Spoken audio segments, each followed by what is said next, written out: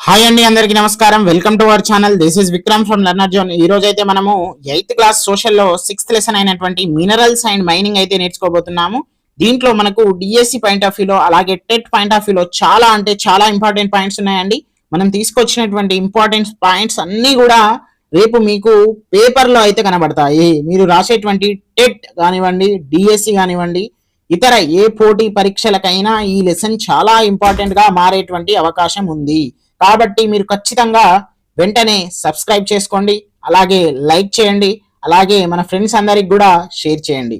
Okay, మనమైతే ఇప్పుడు lesson start చేసుకున్నట్లయితే 6th lesson minerals and mining. Okay, మనం దీంట్లో ఫస్ట్ ఇదైతే మనము ఒక చిన్నగా ఇంట్రడక్షన్ పార్ట్ గా మనం పరిగణిస్తాం. మినరల్స్ ఇన్ అవర్ హోమ్స్, మన ఇంట్లోనే మన గృహంలోనే ఖనిజాలు ఉన్నాయట, వాటి గురించి నేర్చుకుందాం. If you look around your house you will find walls made up of mud bricks or just mud joint with cement and sand. ఇక్కడ మనకు పక్కన మన చుట్టుపక్కనే చూసుకున్నట్లయితే మన యొక్క గోడలు ఇవన్నీ కూడా మినరల్స్ తో తయారు చేయబడినటువంటి బ్రిక్స్, అలాగే మనకు సిమెంట్, అలాగే sand. Sand is also one of mineral. So ఇలా అయితే మనము మన చుట్టుపక్కల మనం చూసుకోవచ్చు.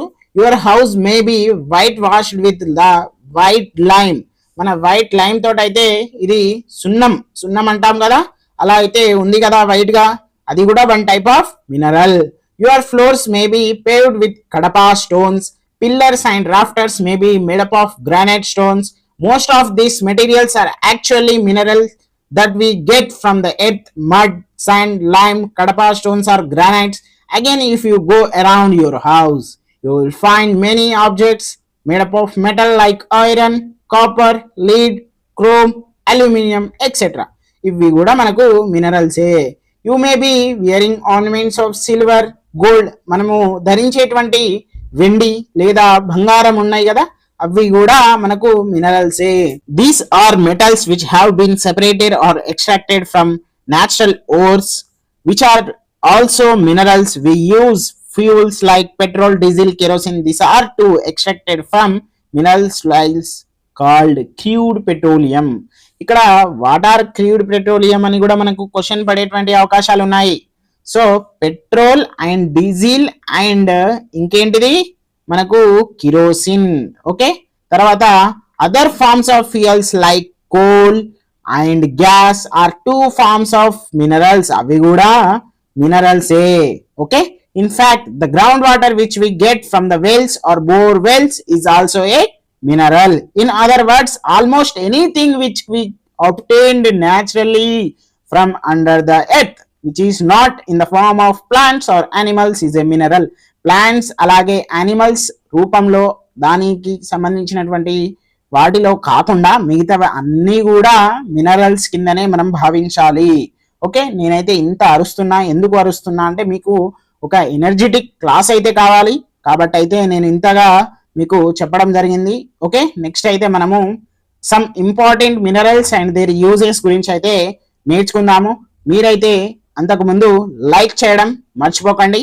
ఇప్పుడైతే లైక్ కొట్టండి, అలాగే సబ్స్క్రైబ్ కూడా కొట్టండి. వాట్సాప్, ఇన్స్టాగ్రామ్ లో కూడా జాయిన్ అవ్వాలి.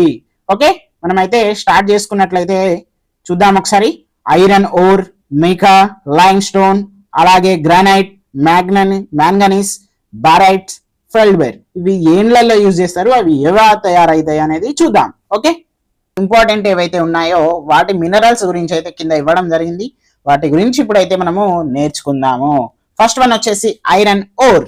ఐరన్ ఓర్ అంటే hematite and magnetite iron or ore deposits are available in our state.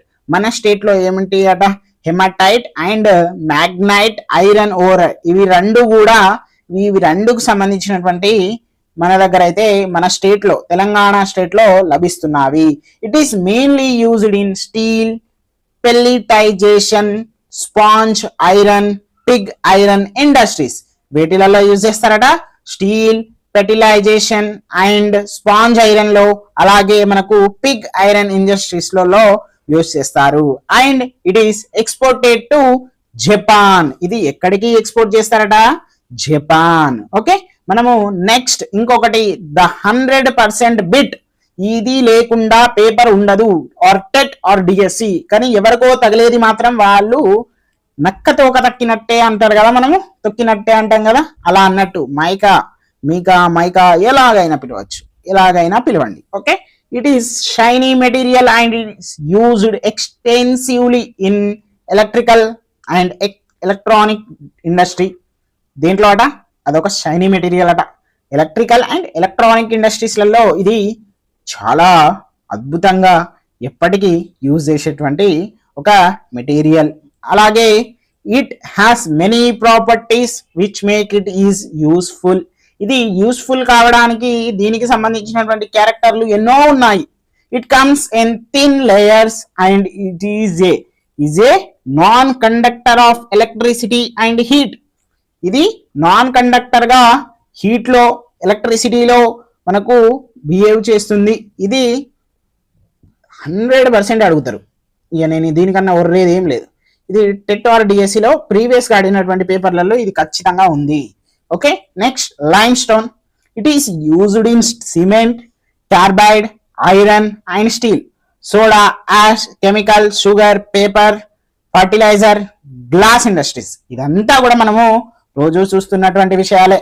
Next granite. It is used in cutting and polishing industry, decorative panels, monuments, flooring panels, వీటిలలో మనం use చేస్తాము. నేను చదువుతుంటేనే అర్థమైపోతాను మీకు. Okay, తర్వాత manganese. It is used in potassium permanganate. మనం physical science లో దీని మీద ఒక ఎక్స్పెరిమెంట్ కూడా చేసాం కదా, the potassium permanganate. Ferro alloys, iron and steel, batteries, chemicals. తర్వాత ceramic and glass industry. Ceramic is nothing but మనకు వాష్ బేషన్స్, ఇక్కడ టాయిలెట్స్ లలో అవి మనకు ఆ బొక్కలకు సంబంధించి లాగా ఉంటాయి కదా, వైట్ వైట్ గా మనకు. ఇంకా ఏంటిది, హ్యాండ్ వాష్ దగ్గర సింక్ లాగా ఉంటది కదా, అలాంటివి అన్నట్టు. ఓకే, నెక్స్ట్ ఇంకా చూసుకున్నట్లయితే మనకు barytes. This is a group of ores from which an element called barium. ఈ బెరియం నుండి ఏదైతే ఉందో వాటి నుండి అది. ఓకే, తర్వాత barium is used for industrial and medical purposes. ఇది ఇండస్ట్రీ అలాగే మెడికల్ పర్పస్లలో కూడా యూజ్ చేస్తాము. అలాగే next barium is also used in drilling deep holes for petroleum and natural gas. ఇవి రెండింటికి కూడా ఇదైతే యూజ్ చేస్తాము. నెక్స్ట్ మనకు feldspar. It is one of the raw materials used in making of glass and ceramic ware like wash basins etcetera. Next మనము చూద్దాం, ఇక్కడ renewable resources అంటే సన్లైట్, వాటర్, ఎయిర్. వీటి మీద మనకు ఎనర్జీ లెసన్ అనేది మనకు ఈవీఎస్ లో ఉందండి, 5th క్లాస్ లో. కంపల్సరీగా దీని మీద ఒక క్వశ్చన్ వస్తుంది అంతే. ఓకే, అది సైన్స్ పార్ట్ లో అయినా సోషల్ పార్ట్ లో అయినా డిఎస్సిలో చూసుకున్నట్లయితే. అదే మనము టెట్ లో చూసుకున్నట్లయితే ఈవీఎస్ లో కంపల్సరీగా దీని మీద క్వశ్చన్స్ అయితే ఇస్తాడు. మెయిన్లీ స్టేట్మెంట్ ఆధారితంగా క్వశ్చన్స్ ఇస్తున్నారు, జాగ్రత్త పడండి. రెన్యూవబుల్ అంటే మనకు సన్లైట్, వాటర్, అలాగే ఎయిర్, ఇవి న్యాచురల్ రిసోర్సెస్ అని కూడా మనము అంటాము. నెక్స్ట్ నాన్ రెన్యూవబుల్ రిసోర్సెస్ అంటే ఏంటిది, మనకు కోల్, ఆయిల్, తర్వాత పెట్రోల్, డీజిల్, ఇవన్నీ కూడా మనకు నాన్ రెన్యూవబుల్ అంటే దిస్ ఆర్ లిమిటెడ్ రిసోర్సెస్ అని అంటాము. తర్వాత ఇంకొక పాయింట్ చూద్దాం, మనకు the only gold mine in India KGF, Kolar gold fields. ఇది కర్ణాటకలో ఉంది. కేజీఎఫ్ సినిమా దీని మీదనే తీశారు. ఓకే, మనము next mineral resources of Telangana చూసుకుందాం. ఇక్కడ ఐరన్ ఓర్, ఇది ఒక మీడియం గ్రేడ్. ఇది మనకు బయ్యారం రిజర్వ్ ఫారెస్ట్లలో లభిస్తుంది. తర్వాత ఫ్లోట్ ఐరన్ అనేది మహబూబాబాద్ డిస్ట్రిక్ట్స్ లో, అలాగే పట్టా ల్యాండ్స్ రెవెన్యూలో కూడా మనకు ఇది లభిస్తుంది. నెక్స్ట్ లో గ్రేడ్ ఐరన్ ఓర్. ఇక్కడ మీడియం, ఇక్కడేమో లో. మీడియం అంటే బయ్యారం, తర్వాత లో అంటే Peddapalli and Mancherial. Okay, lime stone అంటే మనము సిమెంట్ ఇండస్ట్రీస్ లో యూజ్ చేస్తాం. ఇది నల్గొండ, వికారాబాద్, పెద్దపల్లి, మంచిర్యాలలో ఉంటాయి. నెక్స్ట్ ఇక్కడ టాన్ బ్రౌన్ గ్రానైట్, ఇది మనకు కరీంనగర్ డిస్ట్రిక్ట్స్ లలో కనబడతాయి. Next the famous in south ఇండియాలోనే ఫేమస్ బండలు. ఎక్కడి బండలు? తాండూరు బండలు, వికారాబాద్ డిస్ట్రిక్ట్ సంబంధించింది ఇది. ఓకే, మనకి ఇక్కడ సబ్ హ్యాడ్ స్టోన్స్ అంటాము, Tandur blue lime stone slab అని కూడా అంటాము. ఫ్లోరింగ్ కి చాలా అద్భుతమైనటువంటిది. మన పేరెంట్స్ ని కూడా అడగండి, ఇది చాలా ఫేమస్, మనకు తెలిసిన విషయమే. నెక్స్ట్ యురేనియం అనేది లంబాపూర్, పులిచెర్ల, నమ్మాపురం, తర్వాత ఎల్లాపురం, ఇక్కడ 11 మిలియన్ టన్స్ దాకా మనకైతే లభిస్తుంది అని బుక్ లో ఇచ్చారు. మరి ఇప్పుడు అయిపోగొట్టచ్చు. ఇక్కడ నల్గొండ డిస్టిక్ సంబంధించిందండి ఇదంతా కూడా. Next government took over all the mines. ఇప్పుడు సింగరేణి కాలరీస్ కి సంబంధించి వచ్చేద్దాం. సింగరేణి కోల్ ఫీల్డ్స్ కి వచ్చేద్దాం. అక్కడ మనకు సింగరేణి కోల్స్ ఏవైతే ఉన్నాయో 1970 అంటే మనకి ఎప్పుడు వచ్చింది, 1947లో మనకేమొచ్చింది, భారతీయ స్వతంత్రం వచ్చింది. భారతదేశానికి స్వతంత్రం వచ్చింది. అంటే 1970లో ఈ గ్యాప్ ఏదైతే ఉందో దాదాపుగా మనకు 25 ఇయర్స్ ఎబో ఉంది కదా గ్యాప్. ఈ గ్యాప్ అంతా కూడా మనకు ప్రైవేట్ సంస్థలే ఆక్యుపై చేయడం జరిగింది నిజాం తర్వాత గవర్నమెంట్ దానికి 1970లో అన్ని కూడా తీసుకోవడం జరిగింది. తర్వాత 1993లో a new national mineral policy కూడా తీసుకురావడం జరిగింది. దీని ద్వారా the government allowed private company to lease mines and operate them. 1970లో జాతీయం నేషనల్ చేసేసింది. జాతీయం బ్యాంకులన్నింటినీ నేషనల్ చేసేసినాం అంటాం కదా. మైన్స్ ని, కోల్స్ ని కూడా, coal factories, coal industries, coal mining ని కూడా నేషనల్ చేసేసింది. నేషనల్ చేసేసి ఏం చేసింది, గవర్నమెంటే స్వతగా అదే మైనింగ్ చేసి అదే సంపాదించుకున్నది. తర్వాత వర్క్ లోడ్ అనేది, తర్వాత వాటి యొక్క కాన్సిక్వెన్సెస్ చూసిన తర్వాత 1993లో ఒక పాలసీ చేసి ప్రైవేట్ వాళ్ళకు కూడా అవకాశం ఇచ్చి వాళ్ళకు ఒక ఎంకరేజ్మెంట్ గా చేయడం జరిగింది. ఓకే, నెక్స్ట్ ఇక్కడ మనము ఒక చిన్న ఓపెన్ కాస్టింగ్ మైనింగ్ ఉంటుంది, అండర్ గ్రౌండ్ మైనింగ్ ఉంటుంది. దాని గురించి కూడా నేర్చుకుందాం. నెక్స్ట్ క్రూడ్ ఆయిల్ అనేది ఎనర్జీ రిసోర్స్ అండి. ఐరన్ ఓర్ అనేది మెటాలిక్, తర్వాత జిప్సమ్ అనేది నాన్ మెటాలిక్, బ్యాంబో అనేది నాన్ మినరల్. ఇది టెక్స్ట్ బుక్ లో లేదు, అయినా కూడా నేను మీకోసం తీసుకురావడం జరిగింది, just reference. Next Singareni collieries company limited, SCCL. ఇది మన అందరికీ తెలుసు. మన వీడియో చూస్తున్నటువంటి సింగరేణి ముద్దు బిడ్డలు కూడా ఉన్నారు. కొంచెం లైక్ చేయండి అమ్మా, మన కోసమే కదా, మన సింగరేణి కోసమే కదా మనం మాట్లాడేది ఇప్పుడు. ఓకే, నెక్స్ట్ ఇది దాదాపుగా పెద్దపల్లి, జయశంకర్, భూపాలపల్లి, అలాగే మంచిర్యాల, భద్రాద్రి, కొత్తగూడెం, జగిత్యాల, ఆదిలాబాద్ ఇలాంటి మన సింగరేణి ముద్దు బిడ్డలందరూ కూడా ఇప్పుడు మన క్లాస్ చూస్తున్నారు. ఆ సింగరేణి ముద్దు బిడ్డలు ఇప్పుడు లైక్ చేస్తారు, సబ్స్క్రైబ్ చేస్తారు, షేర్ కూడా చేస్తారు. ఈ ప్రాంతాలలో, ఈ డిస్ట్రిక్ట్స్ లలో అయితే మనకు ఏమున్నాయి, కోల్ మైన్స్ అయితే ఉన్నాయి. మనకు గోదావరి కని అని అంటాం కదా, అది కూడా మనకు పెద్దపల్లి డిస్ట్రిక్ట్ లోనే వస్తుంది. నెక్స్ట్ జయశంకర్, భూపాలపల్లిలో, చెల్పూర్లో ఒకటి ఉంది. అలాగే మంచిర్యాలకు సంబంధించి భద్రాద్రి కొత్తగూడెంలో మనకు సత్తుపల్లి, అది ఖమ్మం డిస్టిక్ కి, ఇట్లా మనము మాట్లాడుకుంటాం. జగిత్యాల, అలాగే ఆదిలాబాద్ లో. నెక్స్ట్ బ్రిటిష్ వాళ్ళు 1886లో దీన్ని ఎస్టాబ్లిష్ చేశారు. తర్వాత దాన్ని నిజాం కొనుక్కుంది, నిజాం ఆఫ్ హైదరాబాద్. ఎప్పుడు అంటే 1920లో కొనుక్కుంది. తర్వాత 15, ఇప్పుడు ప్రస్తుతం 15 ఓపెన్ కాస్ట్, అలాగే 35 అంటే 35 అండర్ గ్రౌండ్ మైన్స్ అయితే నడుస్తున్నాయి. ఓవరాల్ 4 డిస్ట్రిక్ట్స్ లో మనకు 4 డిస్ట్రిక్ట్స్ ఇచ్చారు, కానీ ఇక్కడ పేర్లు అయితే 6 ఉన్నాయి. ఒకసారి 1 2 3 4 5 6 ఒకసారి అది మీరు చూసుకోండి.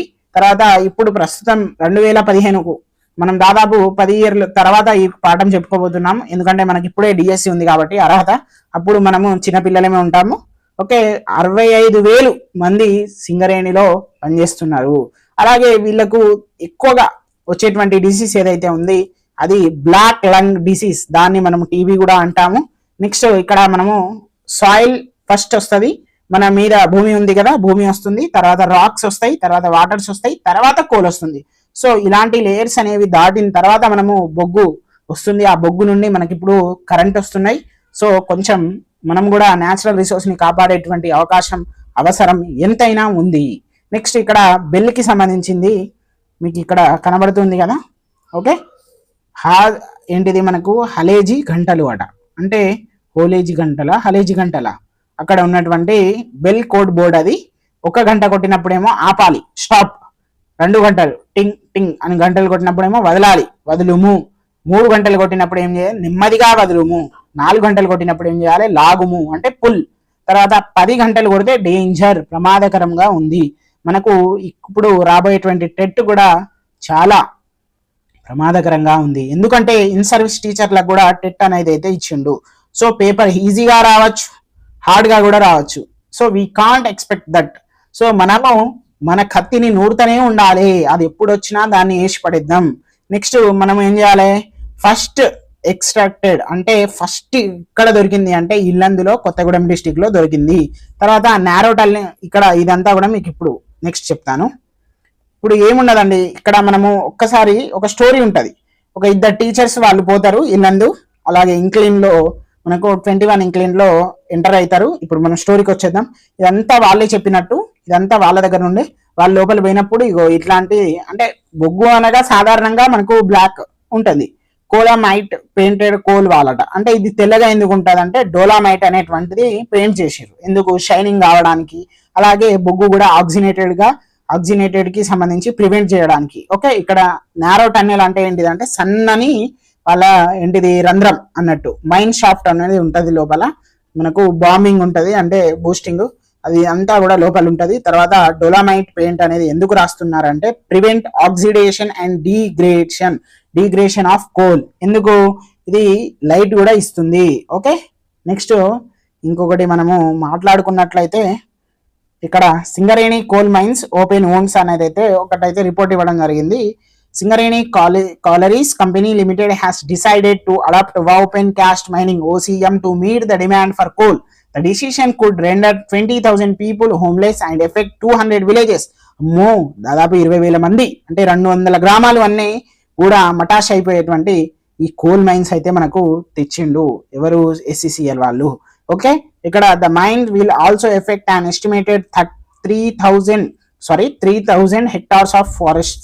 If the mining underground produce 1,500 tons of a coal a day, open cast mines produce 10,000 tons per day and obviously at much lesser cost, said a senior SCCL official. ఏంటిదంట, నార్మల్ మైనింగ్ మనం చేస్తే 1,500 టన్నులు మాత్రమే తెస్తాం, అదే మనము ఏంటిది open cast mining చేస్తే మనము 10,000 టన్నులు అయితే తెస్తామని మనకి ఇక్కడ సీనియర్ అఫీషియల్ మెంబర్ అయితే సింగరేణి కాలరీస్ కంపెనీ లిమిటెడ్ లో ఒక వ్యక్తి చెప్పడం జరిగింది.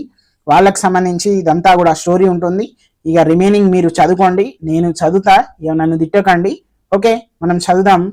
While that is so, the open cast mining will displace thousands of families, destroy scores of habitations and cause loss of livelihood to locals. According to the company official, the company will pay compensatory afforestation charges and develop forest on equal amount of land where it has looped off the jungles. ఏం చేస్తుందట, వాళ్ళకు ఒక నష్టపరిహారము అలాగే ఎంతైతే చెట్లు పోయినాయో అవి కూడా మేము నాటుతాం, మాకు మీ ఎన్విరాన్మెంట్ కి ఈక్వల్ చేస్తామని అయితే వాళ్ళు చెప్పడం జరిగింది.